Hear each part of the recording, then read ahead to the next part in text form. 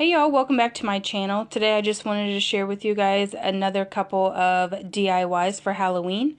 I hope everybody's enjoying their Halloween this year, and we'll go ahead and get started. As you can see, I am just taking a plain mason jar and these eyeballs that I had gotten at Dollar Tree. I ended up using like a package and a half, I would say.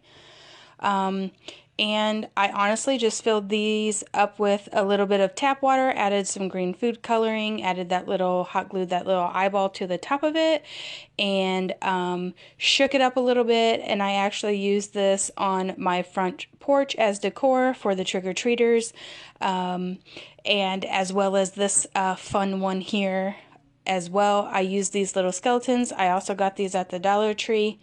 And I took them apart, took them off the twine, and ended up placing them inside the jar, sitting in all different kinds of ways to make it look like just a bucket of bones.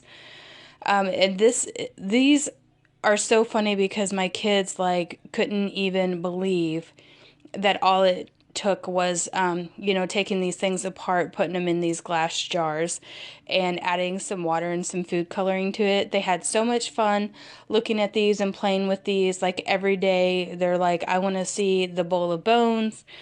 And it was a fun, kind of spooky, but not really decor that I used on my porch at Halloween time.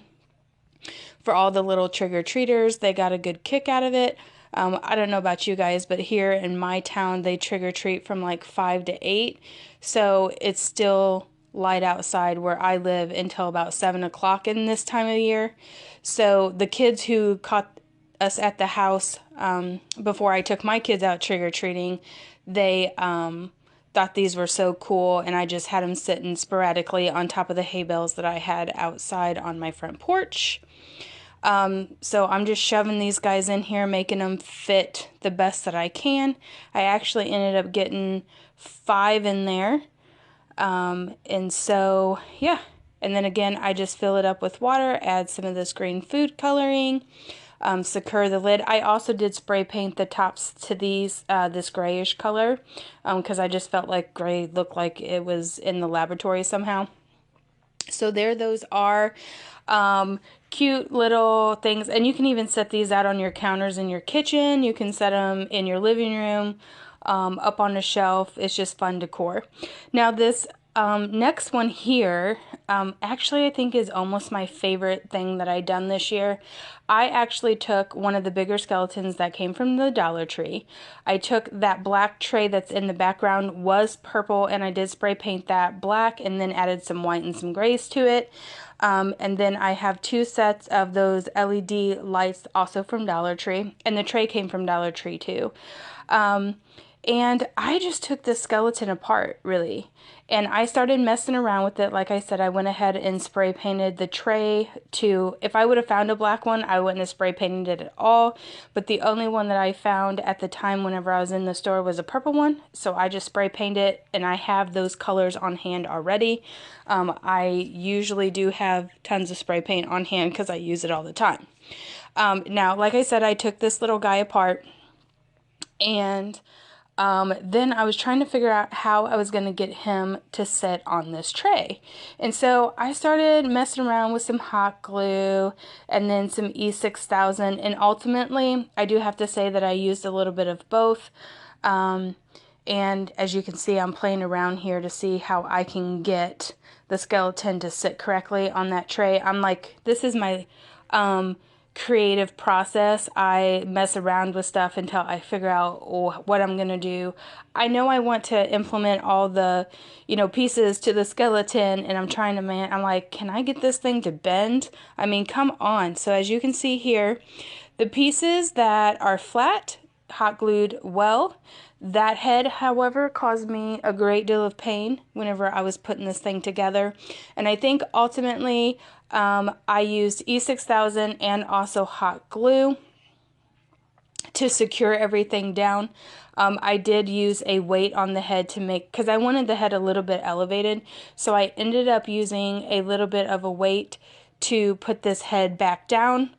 and to get it into the location that I wanted it to. And you'll see throughout this video, I'm messing with that head because it's working my nerve in the video.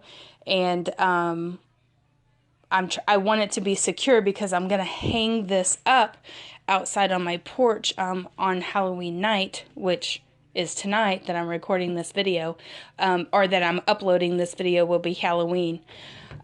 So I wanted to make sure that all the little trick-or-treaters, like the head didn't fall off in the process, basically is what I'm saying. And ultimately it worked out great. I finally got it to stay.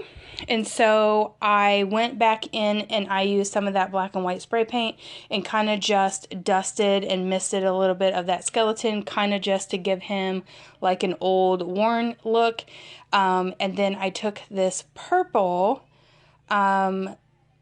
spider web that I also got at the Dollar Tree, and I stretched it out, made it work, covered up this guy, and then I added a couple little spiders here and there, I do believe. Let's see. Yep, I added some spiders. I hot glued those down over the top of the spider web. I have no intention on taking this thing apart. I will more than likely pack it back up and put it into the Halloween box for next year. But I thought it was so stinking cute how it turned out. And my kids really, really love this. And also the trick-or-treaters thought it was a great, great, great little piece. They thought I paid tons of money for it. Everybody did. Little did they know this project cost about $5 to make, I would say. All the products came from Dollar Tree except for the E6000, which I already had on hand. And then the last thing that I'm doing here is I took 2 of these LED lights. Maybe I only used one.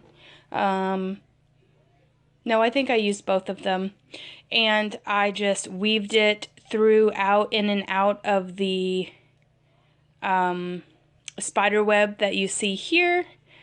And that was a process. It took me a little while to get it weaved out in and out correctly. And there is the final product. I just weaved him around that skeleton and turned it on, and there you have it. Alright guys, that does it for these fun DIYs. If you like these kinds of videos, give it a thumbs up. If you haven't already, please subscribe to my channel. And if you're interested in more fun DIYs, I do have a playlist, so go and check it out.